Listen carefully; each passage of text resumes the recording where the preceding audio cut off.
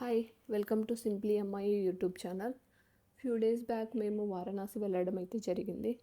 వారణాసిని explore చేయడానికి మాకు 2 days time అయితే పట్టింది.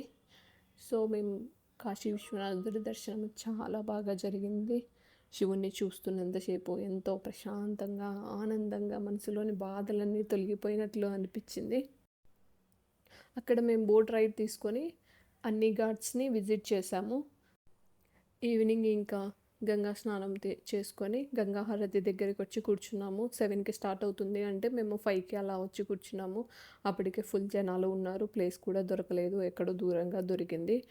7కి అలా స్టార్ట్ అయ్యింది. ఎంత అద్భుతంగా ఉందంటే గంగా హారతి, ఆ సౌండ్స్, ఆ మంత్రాలు, ఆ దీపాల వెలుగు అసలు చెప్పలేనంత ఆనందంగా అనిపించింది.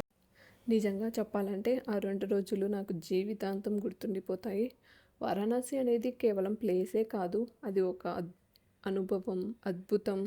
ప్రతి ఒక్కరు జీవితంలో కనీసం ఒక్కసారైనా తప్పకుండా వెళ్ళాల్సిన మేము కూడా అనుకోలేదు ఇంత త్వరగా వెళ్తాము అని చెప్పేసి. మాది కూడా సడన్ ప్లాన్ అయిపోయింది. ఏదైనా సడన్గా ప్లాన్ చేస్తేనే జరుగుతుంది అంటారు కదా, అలానే ఇది కూడా అయ్యింది. సడన్గా బుక్ చేసుకొని వచ్చేసాము వారణాసికి. వారణాసి దర్శనం అయితే అంతా అయిపోయింది.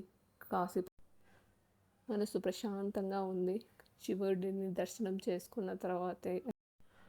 మీరు కూడా మీకు వీలైనప్పుడు ఆర్ మీకు కుదిరినప్పుడు, టైం దొరికినప్పుడు మస్ట్ విజిట్ ప్లేస్ ఏదైనా ఉంది అంటే అది Kashi, వారణాసినే.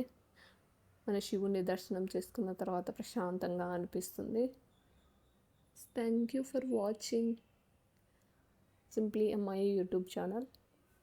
Please subscribe, share, like. Thank you.